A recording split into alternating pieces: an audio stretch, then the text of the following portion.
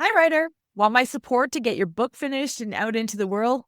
Join my Inner Circle membership, a community of supportive writers where each month we set goals, share pages, learn new techniques, and get you unstuck fast so that you can make continuous progress on your writing goals. Coached Writers Finish. And you can get me as your virtual book coach in this group program for only $199 a month, much less than a single one-on-one coaching session. Check out the details at susievidori.com/inner circle. We have live events happening all the time, so grab your spot now to join us.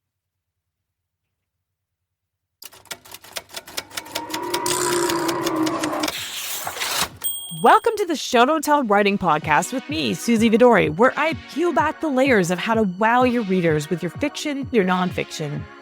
Anybody can bang out a first draft, but it takes a little more work to make your book as amazing as it can be.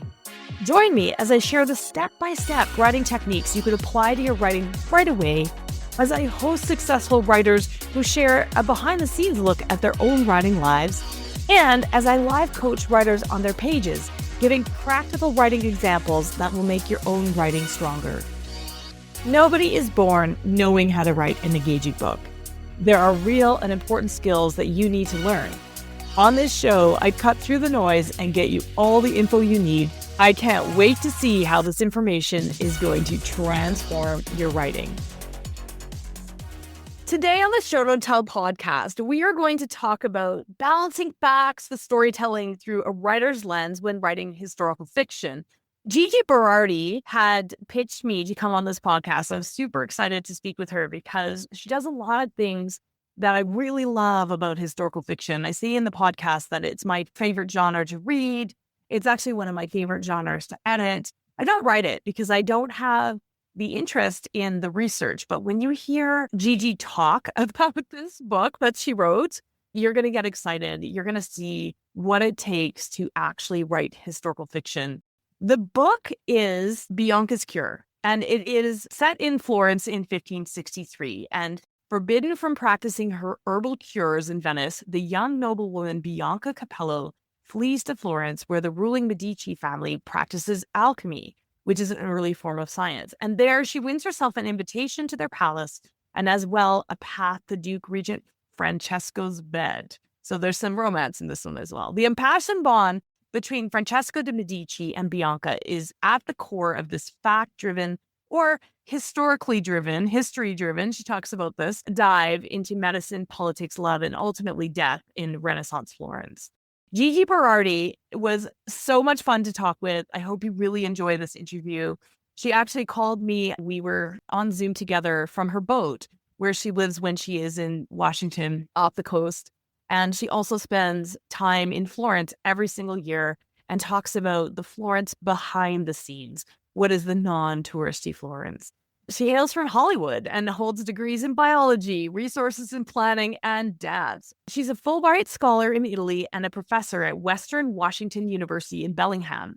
She also teaches in Florence, Italy. She's written more than 400 reviews and articles for print media, has been featured on an array of podcasts and broadcast media, and beyond writing, her other passions include dance, cheese making, and travel. Learn more at gigiberardi.com. When we get into this interview, Gigi spends some time giving her background, and I want you to listen carefully because if you are somebody thinking about writing historical fiction, I'd love talking with people who came from other walks of life. And she'll talk about her experience in journalism and how that led her to become a novel writer. And so listen carefully, because wherever you are in life, if this is your dream, you have skills, even if they're not writing skills, you've got other skills that you are bringing to the table that are going to make you completely unique. So go do it. This book has already been named. It came out in February of 2026 when we did this interview, and it's already been named under the 31 titles for Women's History Month by Janice Daly. Welcome to the podcast, Gigi. So glad to have you here in the month that you are launching your new book, Bianca's Cure. Welcome. Thank you. Thank you. Such a pleasure to be here with you. So this is your first historical fiction novel. You've written books before, but this is your very first historical fiction novel. What made you want to write this particular book at this particular moment in time? There's a couple ways to answer that question. One is I would say that I'm a kind of dilettante in writing styles. And I've been a faculty member I'm pretty literate and capable in an academic writing style. I've had 4 tenure track positions and I've mastered that academic writing style. When I was in graduate school, I started writing for the UCLA Daily Bruin. And the reason I did that was because I could get free press tickets at the last minute, best seats in the house. And so that was a huge motivator for me to start writing features and criticism, which is completely different than academic writing.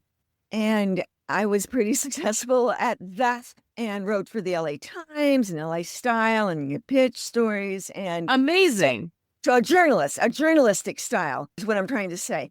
And I only say I'm successful not to show my incredible lack of humility, but to just suggest that it takes a lot to be able to pitch and be seen and be heard and to get an assignment.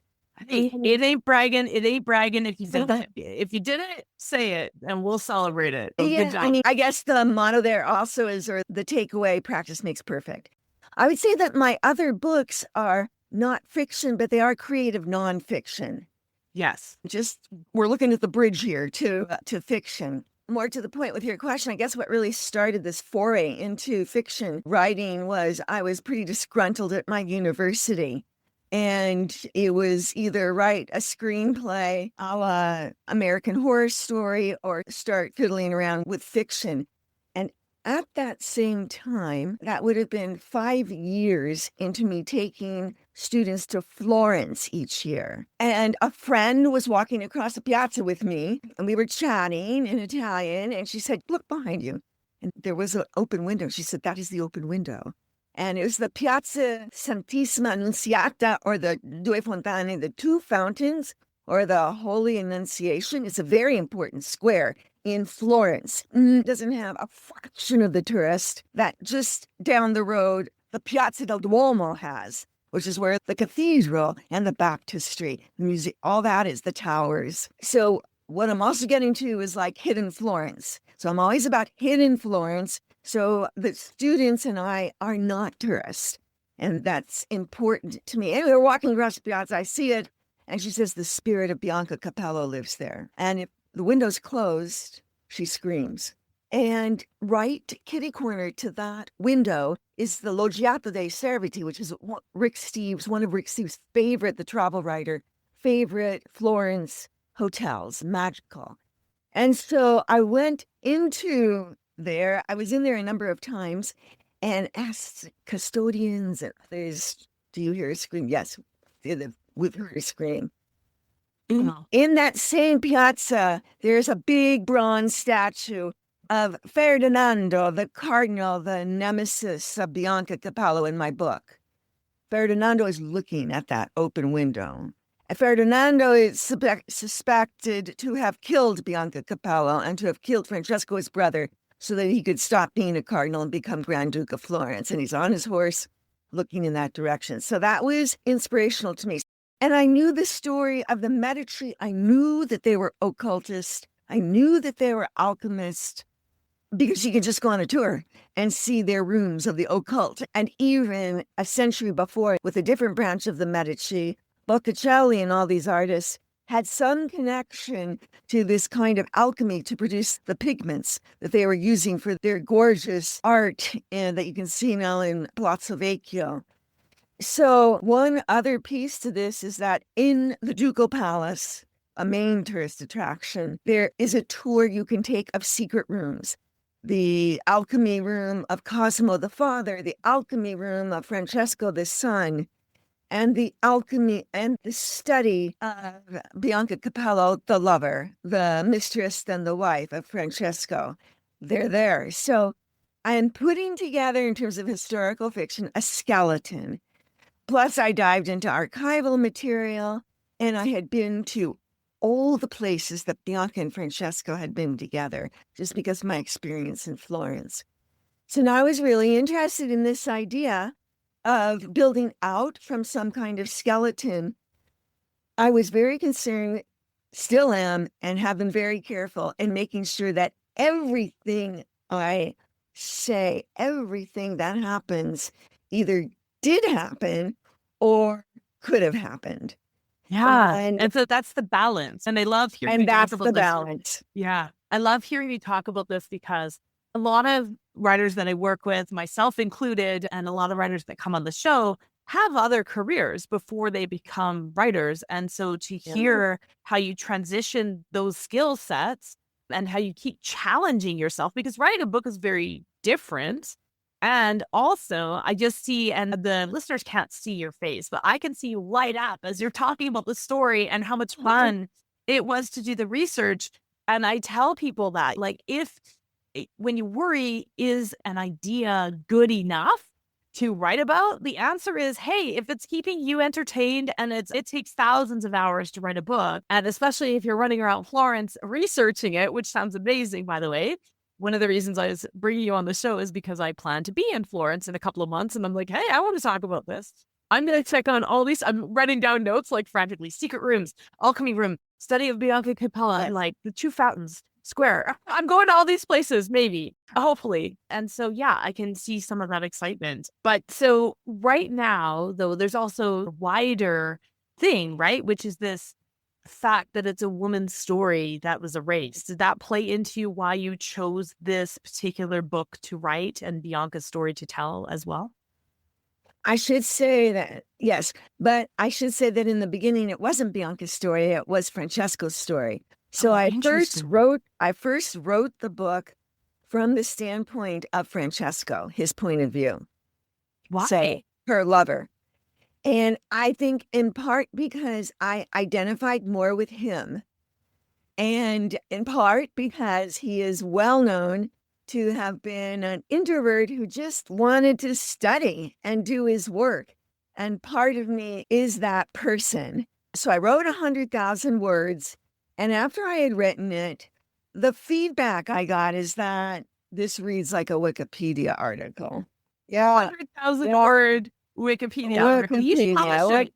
So then what? And this is great. This is the behind the scenes that we love to talk about on this podcast, because it doesn't come first try all the time. And there's some things that you have to write and then you have to let go. So how did that go? What was your thought process? Like, oh no, what have I done? And what am I going to do? What happened? I think it's like the stages of grieving. At first, I couldn't believe it. Even to this day, if I lose a paragraph, I'm a maniac. Because my students, it happens to all the time. They lose an essay, and in the back of my mind, I'm just thinking, I would be a devastation, total devastation. Yeah. I guess that what was intriguing was the idea of working with a mentor who I had run into the San Miguel de Allende Writers Conference. Okay. One of those conferences in San Miguel. And she said to me, you need to write this from the point of view of Bianca. And what about Bianca can you relate to? And now, of course, I feel like I am Bianca, but I was not Bianca 5 years ago or 6 years ago. And things that got me into writing from her point of view and in this particular style of the book was to think about tone or attitude.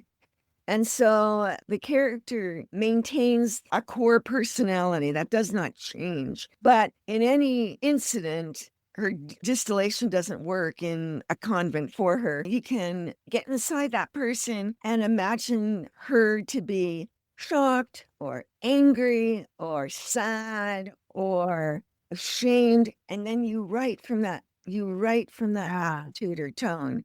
And it's very effective. I would say that in terms of writing, that I do love writing the descriptions. The descriptions in the book are pretty rich of things, of set and the setting and the place, the world building that you did to set us in that time period in 1563. Yeah. And then the other thing is this kind of tonal exercise that because it's really all about her and the challenges she has, the inciting incident, but then how she acts on that. And So how much of that original manuscript written from his point of view were you able to use, if any? one sentence.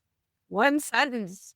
Do you know what it is? Yeah, it was in a sick house and where there's a bunch of nuns, and Bianca enters and one of the nuns is cleaning a guy's open wounds with vinegar. Oh, wow. Okay. So so the book centers around research and discovering a cure for malaria at first, and which was called heat disease in that time period. Was there any connection to that particular topic for you, or was that something that you had to learn as you went along? We'll be right back. Is your podcast driving real results, or does it feel like a lot of effort with very little return? If you're a podcaster using your show to grow your business, then Podcasting Amplified is the podcast for you. You may have launched expecting listeners to flock in, but instead you're stuck on a handful of downloads or juggling recording, editing, promotion, and wondering what's missing. Well, Podcasting Amplified delivers no fluff episodes packed with real-world tips and strategies on positioning, recording, growth, and turning your podcast into something that actually supports your goals. So search Podcasting Amplified on your favorite podcast app today and start building a podcast that gets results.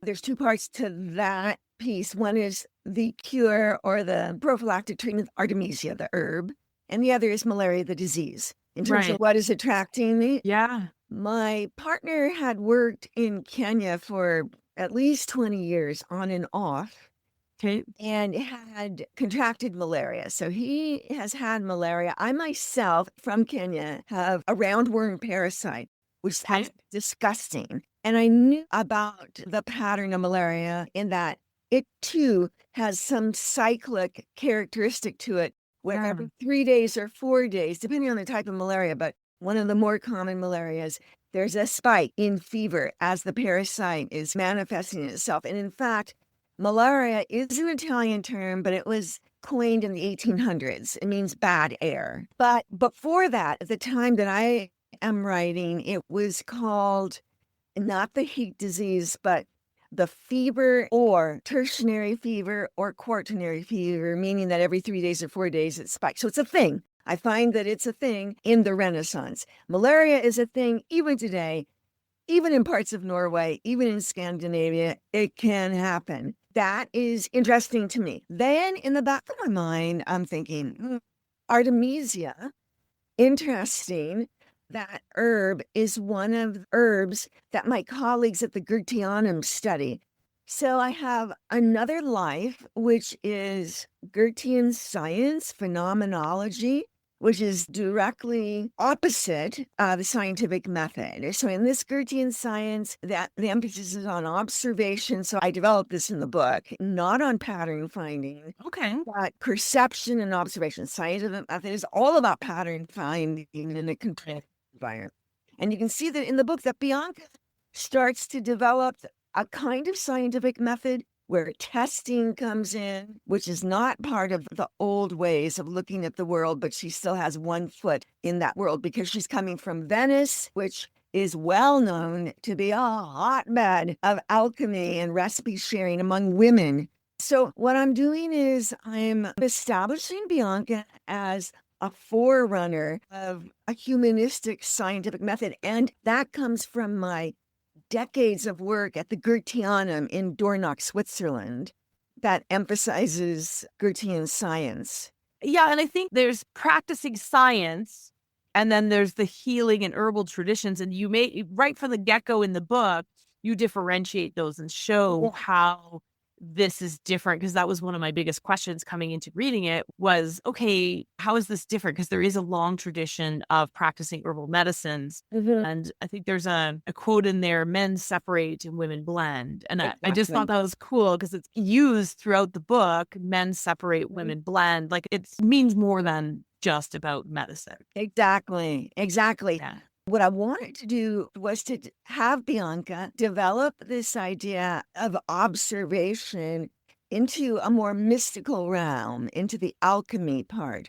But when I researched this, I realized that men that there were very strong gender structures, and men were in control of kind of industrial alchemy, which was popular at the time.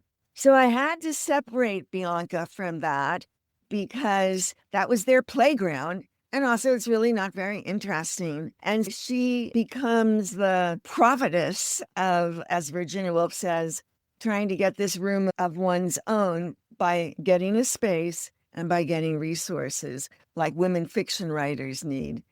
Yeah, exactly. And I think, and it's actually really interesting. It's something that many writers come up against when we're writing historical female characters, especially, is their agency. Because I think sometimes we forget, and I want to unpack something else about introversion in a moment that you mentioned earlier. But in terms of agency and women in history, sometimes we forget. Now, this book is all about her breaking the mold, but if it wasn't about that, sometimes we forget that just because women in history, their job was to get married to the best match possible and to have children and to do all these things, become a lady. But what if it wasn't, right? They still need to be well-rounded characters and have some kind of vocation, hobby, interests, natural talents. And this is something, so if you're writing historical fiction and you're writing about women in the past, please don't forget to give them a well-rounded person, because just because they were set in this construct doesn't mean that they weren't interesting. Now, Bianca, obviously, because she tries to follow that path of vocation, you have that, which is great. It lends itself very well to her agency in the book. Do you have any thoughts on that? Oh, gosh. So many thoughts. Beautifully said. I Yeah. think you hit the proverbial nail on its head. I think when we're writing historical fiction, and I will say about females from a female perspective, because that's what I know, to say that women didn't have agency is one sentence. Yeah. Very interesting. No, and it won't hold up in a book, right? I don't want to read about anybody who isn't trying to affect their own life and making decisions, because then what is that? It's like I said, it's a Wikipedia article. Yeah, exactly. And we know that. Yeah. Tell us what we don't know and help give us insights into how women did find and create and act within their own agency. How did that happen? And I guess I haven't really gotten this in any reviews or interviews, but if anything, I may have been a little bit too glib about poor old Bianca being able to solve being able to meet every single challenge. And even talking about witchcraft, which was more of a thing being killed for their practices a little bit farther north. You can see in the very beginning of the book, the aunties in the first chapter are very concerned about being accused of witchcraft or being accused of I would imagine disturbance. And the auntie says to Bianca, "Strong gets noticed. You can't be strong." And see, strong gets noticed. That sounds to me like a rallying cry. I'm going to be strong, get noticed. I know, right? In terms, but then that wasn't a positive. It's such a different lens. Yeah. And we have the case of Caterina Sforza, who actually is Cosimo's grandmother. Cosimo is the father of Francesco. So Caterina Sforza, the huge feminist, militarist, alchemist, is the grandmother of Cosimo. So related to Francesco, the son. So in that time period, a few generations back, is a counselor, a magistrate in Milan. And this is because her story has become popularized recently because of the opening of the Olympics on February 7th.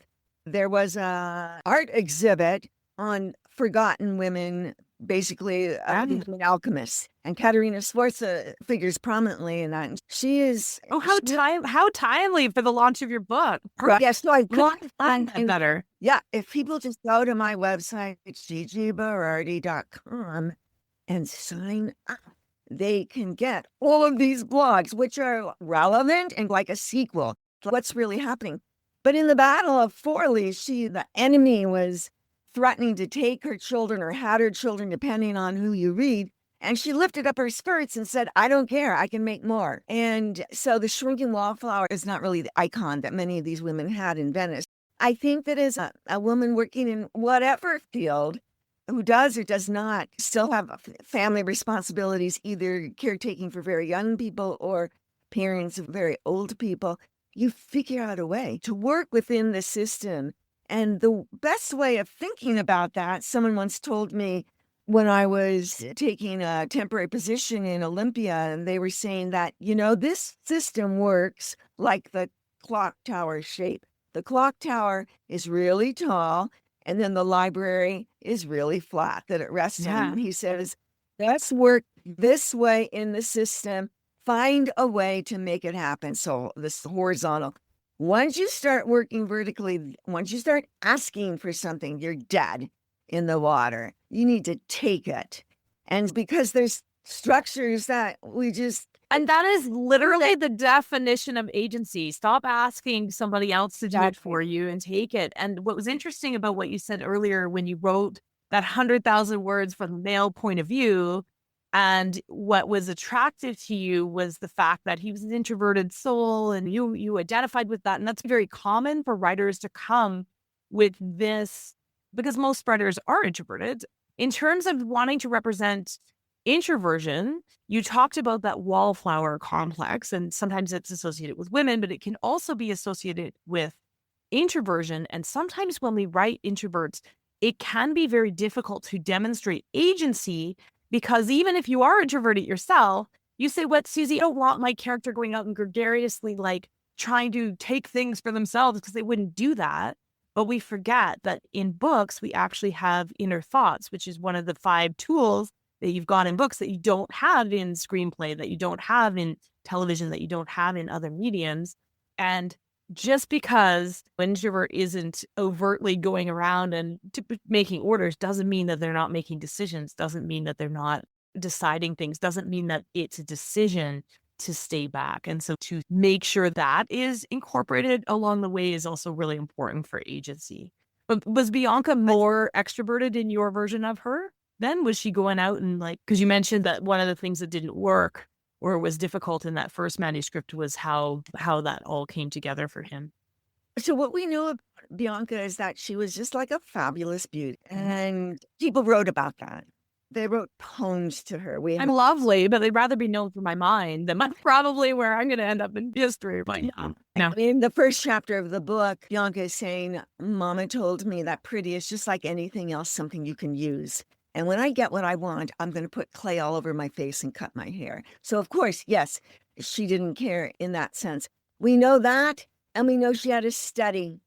So was she an extrovert? Most likely, yes. Most likely it was that ACDC where she had the study, and then she has more than that she gets.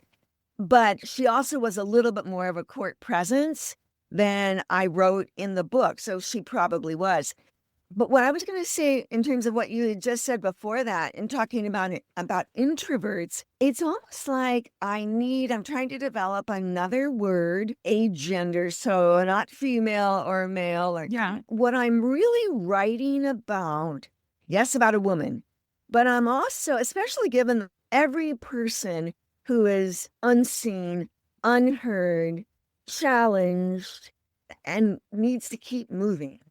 And so it's also true that Francesco was misread, but he was also fabulously wealthy, so who cares?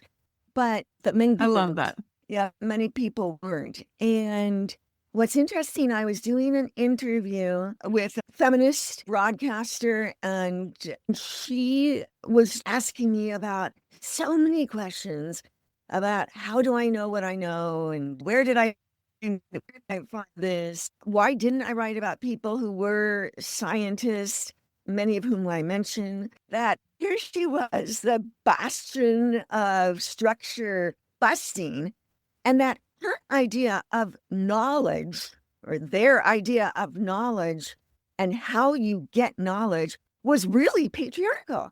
And I said, I think knowledge is born. I said, it sounds like, in your questions to me, you think that maybe there was something in an archive and I didn't find it.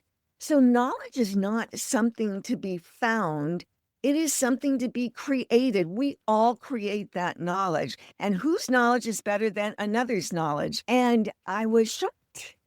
Yeah, and I'm sorry that happened to you, because it sounds like sometimes when people are wanting to meet with people, they feel like their job is to poke holes in it or something else. We're here to learn.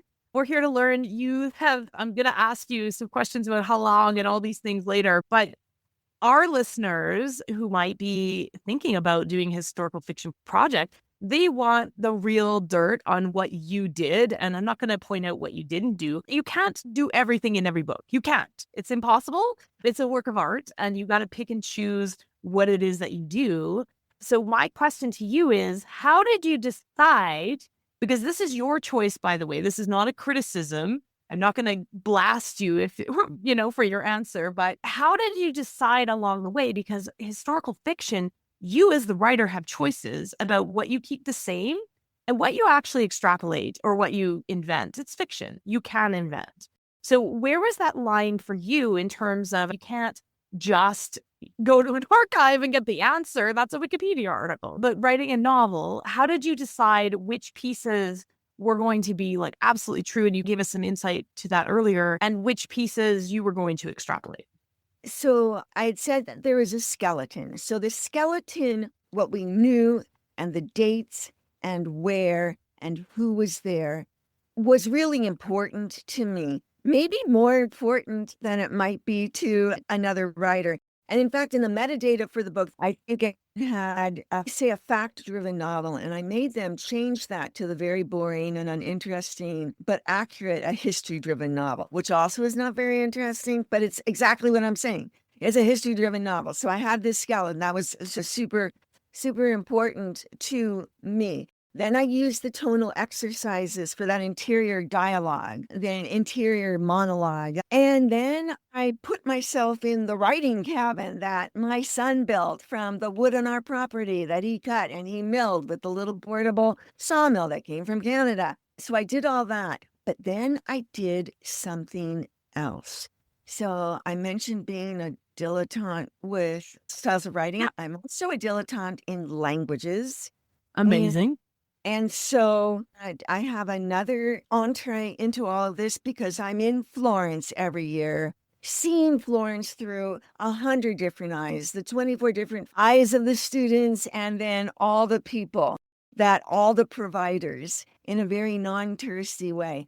And a few of those people surfaced as my touchstone for could this happen? So I knew in terms of what's the writing trick, that I would depend on these people and treat them to extremely nice dinners in Florence. Bribery, I like it. Yeah, I like it. Not only that, I would say Santa Elisabetta is actually an amalgam of different places, different nunneries. And by the way, 1 in 8 women were nuns in Florence. So I would argue that those nunneries, those convents, those monasteries were safe places for women to work in and express their agency. But given the structure of the daily hours. So he would come, he would say, Gigi, I will show you where this building used to be. This is where the nuns were. This is how far they walk to get there. There isn't anything he doesn't know. And I had several people like that. Not only that, after I had written the first draft, so maybe 3 or 4 years ago, I came across a book in the Ducal Palace, Palazzo Vecchio, one of the main squares. And it was called Duke in Love. There was the Italian version. Okay. English yet, written by a man, Stefano Corazzini. So I got in touch with, so this is basically the nonfiction story of what I've written. It is the book, except the nonfiction with references.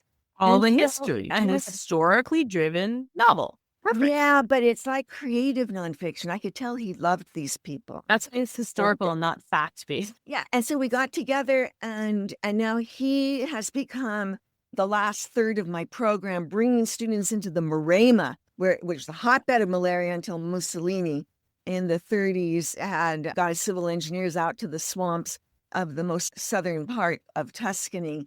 That's where he's from. And so now we have a program there where we can take students, but we also became good colleagues. And he and I together have walked Bianca and Francesco's way.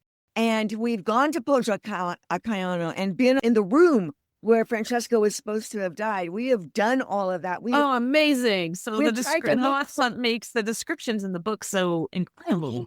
And he also was a touchstone for me. Could this have happened? Could this have happened? Yeah. Not only that, because of the dilettante language thing.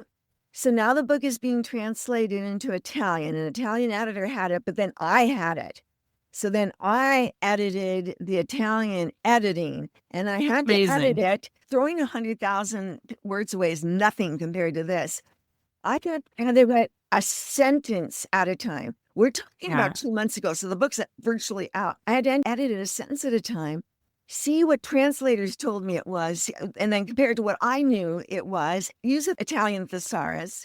And that really brought me into the novel word by word, because one sentence at a time means then you wait 20 minutes, you're doing your research, then you do the next sentence, then you do your research, then you rewrite.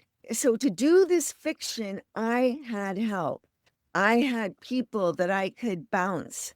Was there anything, though, that is inaccurate or that you invented to make the novel work? Which is allowed. Is there anything in there, or everything you tried? There's nothing. Because when I had the opportunity to hear Philippa Gregory speak, who's a historical fiction novelist as well, and the attention to detail, sometimes she would get the tide times and the dates, and the sunset, and historical fiction, just full disclosure, is my absolute favorite to edit, my absolute favorite to read. I do not write it because I do not want to do the research. I have limited time. I work on about 100 books a year for other people. So I don't have time. I'm like, I don't want to do that for my own novels. I write fantasy. I can make everything up. But I love, thank you so much for doing this work, because it is like, for those who love it, and for us readers who appreciate that history, that I know that everything in there has been meticulously researched, and I can still read a novel and feel like I'm learning. So that's amazing. It's going to help me a lot in my travels to Florence. I definitely want a list of all those sort of back channel, non-tourist things to do. I'm excited. Okay. So we're at the quick fire portion of our interview today, and I just have a couple quick questions for you. You ready? I'm ready. All right. So for your first book that you wrote ever, how long did it take you to write? That came from my master's thesis in dance. So I did that first. To write it, 9 months to a year. Okay. And how about this book? How long did it take you to write? Are we counting the first version? Yeah, from the very first time, absolutely the first version. 10 years. Yeah, 10 years. I love that. And this is this is why it's going to be so incredible. Okay. What was your first big break in writing books where you're like, I'm going to keep doing this? This is for me. I had so many big breaks in writing articles for editors, and it was all about... All right, share that one. Oh. What was your big break in becoming a journalist? That'd be a great one to share. It was writing for the Los Angeles Times. It was writing a feature on dance. Actually, I think I wrote 2 features. One, The Agony of Dance, is one. And how did you get that gig? So I just wrote a letter. I wrote a letter to the editor. I wrote a compelling letter to the editor. Can I just say that in the quickfire, that is not an option today. That is not an option today. Yeah. Because of AI. But I think that's really important to differentiate, right? What worked even 5 or 10 years ago isn't going to work today. No, and we've got to be creative about that. No, I've tried to do it recently for Bianca's Cure. And everything I write is like the 14 spams I'm getting a day, where they're getting into that person's research and they're really getting at the guts of that person. I know. I get all these quote unquote reviews right now in my inbox. So this is actually a good PSA, public service announcement. If you're I'm getting reviews on books that I wrote 10 years ago where I can help you promote this. And I thought the themes and the fountain was blah, blah, blah, blah. And I'm like, it's just AI, right? And so don't be flattered by it. Actually, quite annoyed by it because it fills my inbox. AI is not like a mechanical tell, like people talking about M dashes or whatever the phrasing is. It's actually that I can read it and it says nothing. It's not interesting. We're on the Show Don't Tell podcast. If you are using specifics from your world, nobody else can do that. And AI will not do that because they are literally taking the lowest common denominator. What is the most common phrasing in all of those things? So it's literally dumbing it down to the point that it's not interesting. There's nothing wrong with it. I can't edit it because it's perfect, but it's so perfect that it actually isn't interesting. So yeah, if you're writing those letters, if you're doing a pitch or a proposal to get on somebody's podcast, like your PR agent did to come on here. And for me, there was a number of things that were really interesting. And the connection to Florence was really interesting. And also the connection to your publisher and the connection to you. There was a lot of things that were interesting. And I was like, yes, I want to talk to Gigi and I want to read this book. So what is your best advice, Gigi, to writers who are just starting out there and thinking about writing historical fiction? What I'm supposed to say is read as much historical fiction as you can. No, not what you're supposed to say. What do you wish you'd known when you started that you didn't know? Oh, I would just say I can only speak to those people who have a love and a passion for what it is that they want to write about. I don't know about starting cold.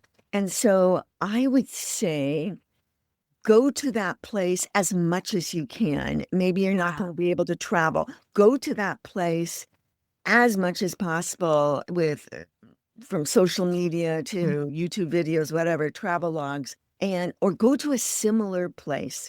If you are lucky enough to go to that place, then talk to people. I would say learn the language and just talk to people and find friends. This is not so weird. I guess, there's all sorts of conversation partner platforms where someone wants to learn English and you want to learn German. Well, that's what I'm working on now. But anyway, you want to, whatever, the language. And that person will also have insights into their country, their place, that place, or know themselves how to get in. So it's all this kind of snowballing that you have to do first. And how exciting is that? Because it's super exciting. And you would be very surprised, dear writers out there, if you tell people that you're writing a book, they will help you. We're always afraid to tell people, but talk about it because they will help you. They will help you. And if they see your passion, like Gigi's talking about, they'll get excited about it too.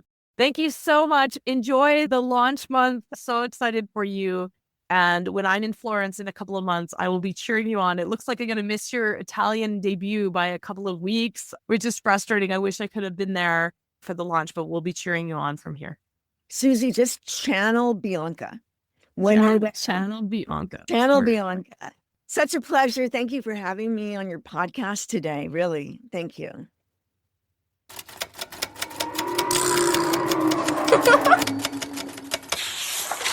Thanks for tuning in to the Show Don't Tell Writing Podcast with me, Susie Vidori. It is my absolute honor to bring you the straight goods for that book you're writing or the book that you're planning to write. Please help me keep the podcast going by helping people find us. You can subscribe to the podcast and leave a review on Apple Podcasts, Spotify, or wherever else you're listening to show how much you enjoy the show. That's how other listeners will find us. Also, visit susievidori.com/newsletter to hop on my weekly inspired writing newsletter list, where you'll stay inspired and be the first to know about all the upcoming training events and writing courses that happen in my community. Want my eyes on your writing? Submit a page of your current draft for a chance to come on the podcast at the link in the show notes. I'd love to chat with you about your writing in my always positive, incredibly supportive way so that you can make great strides towards your writing goals. I'm here to cheer you on. Remember, that book you're writing is going to open doors that you haven't even thought of yet, and I can't wait to help you make that it the absolute best it can be. See you again right here next week.